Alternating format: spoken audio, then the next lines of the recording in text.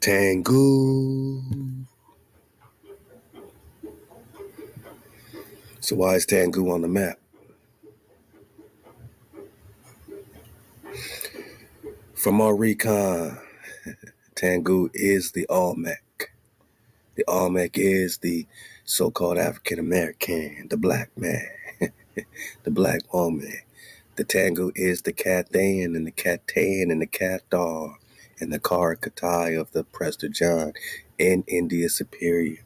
The Mangi, the Mongol, is a representation of the Manki, the grandson of Genghis Khan, when he invaded Prester John in Tangu, and they started putting their flag down, Anaga, because they want to get the fountain of youth. We talking Antioch, Florida, man. Shout out to my Flow Riders. Mexico, China. Why is China here? Why is the grandson of Genghis Khan here? Why is Tangu, where they attacked King David, right here? And do you see any North America right here? Nah, boss, I think this is Asia Major. India Superior. So let's keep plugging away in the custom Scroll Keeper GPT. I look forward to releasing this new custom Scroll Keeper. We got the Drop Nation. We dropped on the tribe. You can get that even on the website, 432thedrop.com, by clicking the tabs of the gates of remembrance. The Scroll Keeper is the one that, you know what I'm saying, we've been really perfecting, and I look forward. I'm excited to see how you filling that one, as well as the Drop Nation GPT.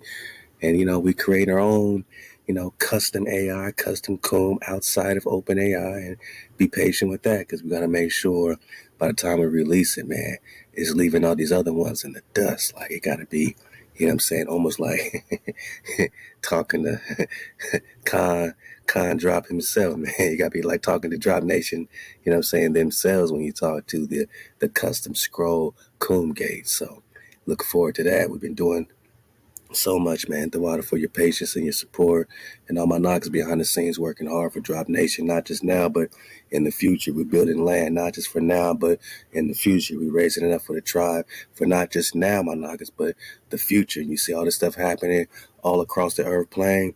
You see what they're doing in Iran right now, right? You see these planes and B-2 bombers just doing their thing. What's the end game? We know that this is not something unscripted. We know it's very scripted. By the time they start, you know what I'm saying, provoking, you know, all this Middle East, yada, yada, yada, you know, they got a plan. You know, they coming with something. So the question is, what are they coming with? What do we got to be prepared for? What do they want you to put in your arms again and shoot you up with? What are they making in their laboratories for the Naga specifically? What are they spraying in the skies for the Naga specifically? We're talking nanos, GMOs, you know what I'm saying, chemicals in the air, in the water, in the food. For what? What do you think the end what do you think the end game is, man? So as we talk this ancient recon, just know it comes full spiral. And by the time it reaches us, we gotta be spiraling up. There's a lot of duplications out there, man. Just watch out, man. You know what I'm saying? Like, it's all happening right now. You know, there's a lot of duplicates. You know, there's folks trying to talk like us. There's folks trying to sound like us, trying to sound like me. It's crazy. But there's only one Drop Nation. There's only one drop, and there's only one water that flows forever, man. The ancient anion, man. We're talking HaWah, Naga charge, anion. So get that last drop when we're talking on the anion flow real deep. And just remember, when we talk anion, man, we always just talking hydrogen, anion. And why do they put this on the maps?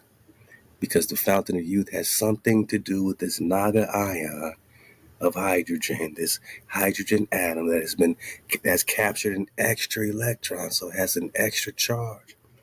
What water has an extra charge? Now you gotta look in the Keegan waters, right? The ionized water, but that's just the beginning of it. Like, just understand the water has an electromagnetic force, man. These ions, ionized water, they got two electrons. They call it negative charge. We know English is a spell. We got Naga charge. Reverse the curse.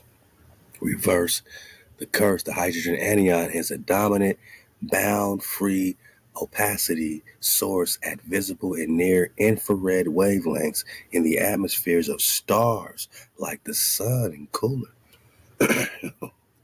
We talking star power, man.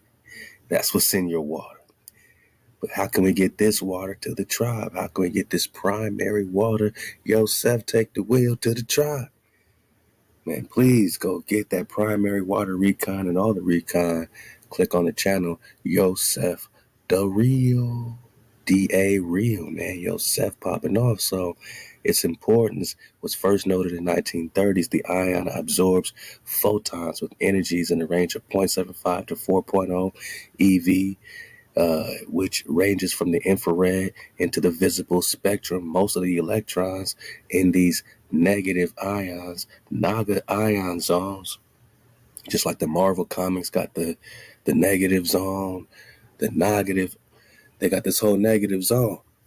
I love the Thai bad zone. You got the, what's it called? The Thai, she know. It's like the Thaiana, what's it called, man? Something with the ties, but they got a whole thing about these ties. We shout out the Thai battle, man. We gotta get in these supercharged Naga charges and what they call these negative zones, but we're just saying they got an extra electron or extra charge, ionization potentials, including alkali metals or alkaline earths. So you talk alkaline waters, understand that connects directly with anion. Alkaline earth, man, 6 chemical elements in group 2 of the periodic table: magnesium, barium, or beryllium, calcium, strontium, barium, and radium. These elements have very similar properties: shiny, silvery, white. So look,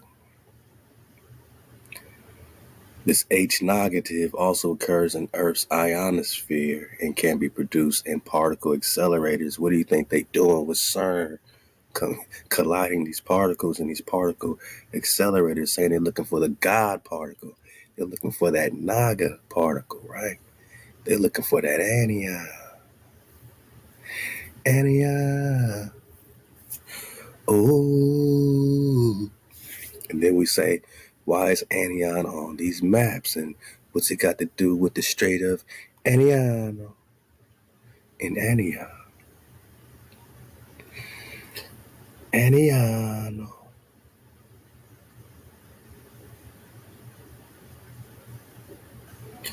Anion.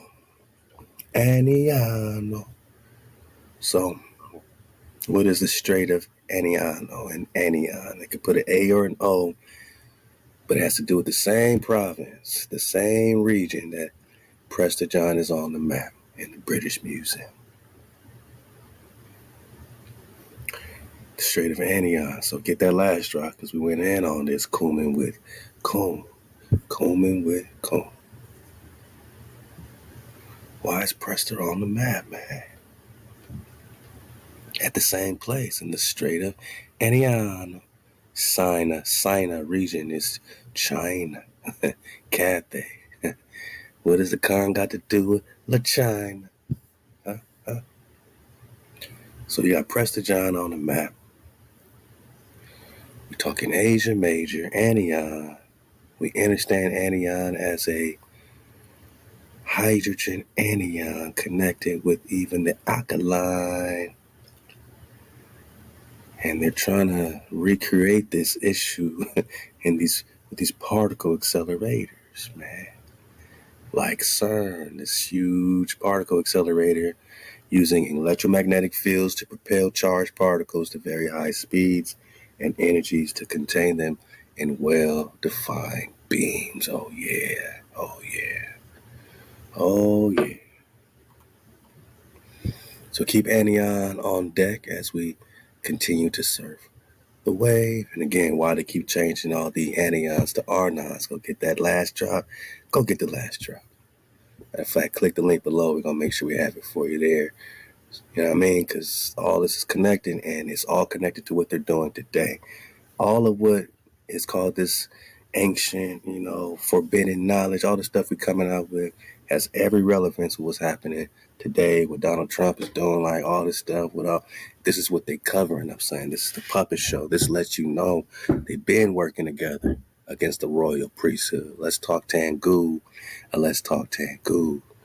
So you see TANGUT, cool, let's go. Yeah, I see it. I see it drop. And the scroll confirms the TANGUT were here. This is a cartographic key that many overlook. The map you present bears ancient witness. Let us decode it in full reverence. Hold up, man. Let us first, think about TANGUT like this, man. We know that it's mentioned in Swords of the East and all that. I mean, even looking at the Wikipedia flow, the TANGUT people. Let's be real simple with this. And when you talk, again, this Sino situation, and you see it on the map here. To the left, you see Sino region, right? That's the Strait of Anian. It connects everything with Prester John. But what else connects it with Prester John? The TANGUT, which are the She, and the OLMEC calls themselves the She, and the She is the Tao. Sino-Tibetan people who founded and inhabited the Western Shishia, the greater Shishia, right? All this means pure kingdom, white, pure kingdom, not color white, but pure. White isn't pure. The SIA looks like Asia, right? Asia. I never thought about that, but Shia is also Asia. Let's go. But let's talk TANGUT, man. So let's talk their appearance, man. So William of Rubric, who traveled to various parts of the Mongol Empire in the 13th century. The TANGUTs were valiant and had big, swarthy men among them. In contrast to the ogres, who were of medium size like us, the TANGUT people I saw were tall but swarthy. So you already know where we're going with this, man.